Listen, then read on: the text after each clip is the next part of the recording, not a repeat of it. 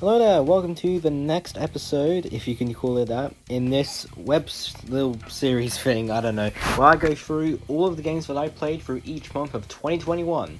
This week, it's the June episode, and we have 5 games to talk about. They are Far Cry 3, Tamashii, The Pedestrian, Tacoma, and Little Misfortune. So, let's not waste time, and let's get on to the first game. And first up, we'll be talking about Far Cry 3. Now, I've been meaning to get into and play a Far Cry game for a while now, ever since about Far Cry 5, so ever since that released. And I have to say, I think Far Cry 3 is a good starting out point. I haven't played any other game. I've been meaning to get Far Cry 4, just to see if it is, as good as Far Cry 3. But anyways, Far Cry 3 is a good starting point, I mean.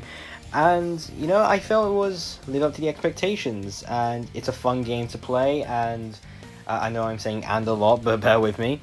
I just thought, it's a good experience if you want something to satiate your bloodlust in a way. And I did think the main complaint that I did have was, spoilers if you haven't played Far Cry 3, but after you kill Vaas, and where you have to try and kill Hoyte-Volker, I just felt it was kind of lost. Like, I didn't really want to play anymore. I didn't even get up to the ending because Land on this I island, wasn't too you could do invested anything. in the story of that. You get a one. plane, you Vaas, parachute down to the main island. villain, like, We're the in. one reason why we're trying to view the island is just Did dead. I ever tell you the And definition you still want to of play, you insanity? still want to play some more. Like, I mean, I understand You're if all you do, puppets, but, and we pull the it's just strings. not good. And speaking of, I can't talk about Far Cry. I'm talking about Beth Park, and that is the villain Vaas. And Vaas is wonderful and optimal. It's like half of it. Brave to joke in the face of death.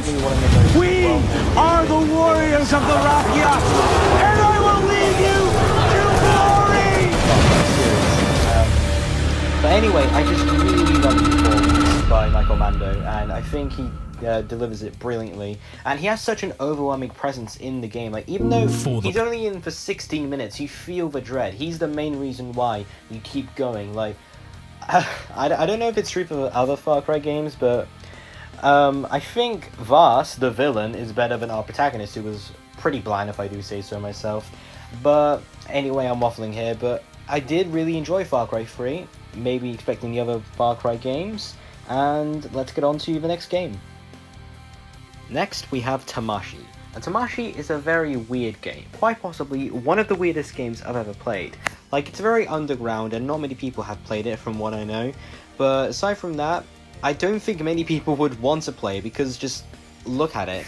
I mean, it's obviously influenced by very occult imagery and whatnot, so, I mean, at first, you probably wouldn't think it was a platformer, you'd think it was some kind of horror, like, you'd think it was something like Lone Survivor, basically, where it was basically trying to be like Silent Hill in a 16-bit thing. I don't know what I'm trying to say here, but basically, Tamashii is odd.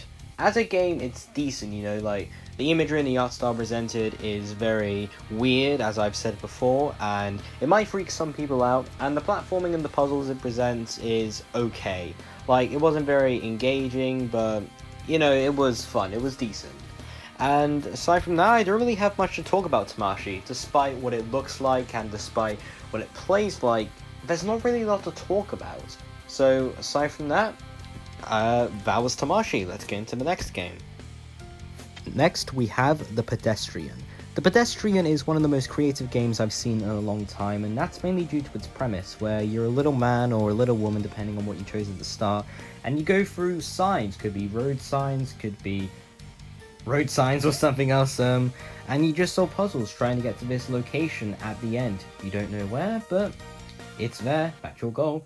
And as you can tell, it's a very charming game, and that's mainly due to its design, where obviously you have the foreground of the signs and the puzzles and whatnot, but you have this sprawling city landscape where you go through sewers, a train station, and the construction work and streets and all that. And that's very charming, it has this sort of not rustic, just a very charming feel to it. I know I'm using that word a lot, but there's no other word to describe the Pedestrian. It's just charming. And aside from that, I don't really have much else to say about it. It's, if you like puzzle games like The Pedestrian, I mean, if you like puzzle games, you might like The Pedestrian, I don't know. But if you're looking for a good time, you're looking for a good little charming indie game, go pick up The Pedestrian, and let's get on to the next game, shall we? Next up, Tacoma. Now, Tacoma is interesting because it's a walking sim, but it's also set in space. Now, I'm just kidding. So I wanted to go in and get some more great walking sim games, like, for example, What Remains of Edith Finch or The Vanishing of Ethan Carter. I know I name dropped those a lot, but I just want to get some great walking sims in it. So I picked up Tacoma, hoping it'd be one of them, and it was good. You know, not the best, but certainly not the worst.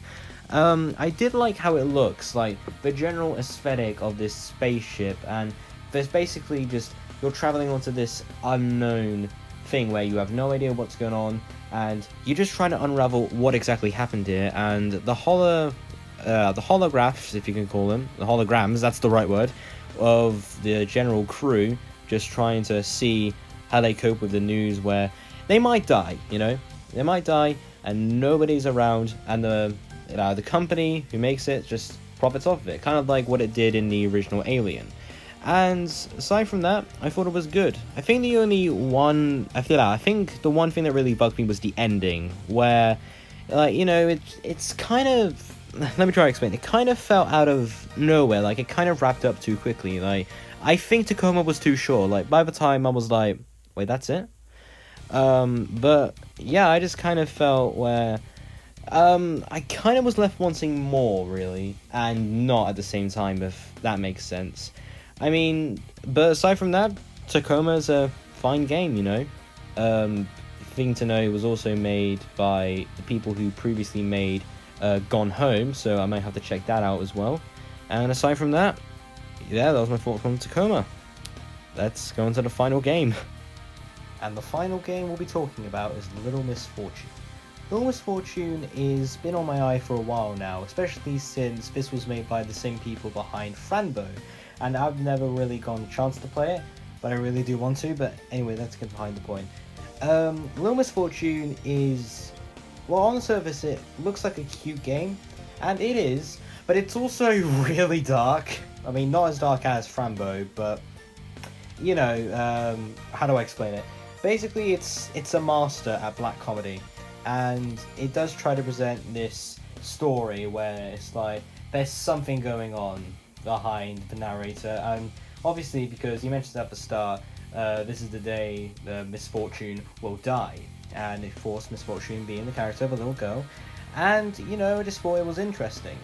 However, I do think that the twist, and spoilers if you haven't played Little Miss Fortune, that the narrator is this old arcane demon and we're not supposed to trust him, I kind of felt that was a little bit too obvious, like, especially at the start, because we all know, like, if you're keeping a clean eye and you keep seeing all the missing posters, like, even in the promotional eye, you just think, something's going on, like, something has to be going on with the narrator, otherwise, how would he know that Miss Fortune's going to die, and all that.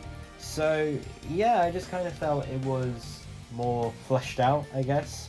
But aside from that, Little Miss Fortune it's a good game, you know. Aside from that, I don't really have much else to say. And that was all the games that I played in June of 2021. Tune in next month, I guess, where we'll be going through all the games that I played through in July. And see you then, I guess.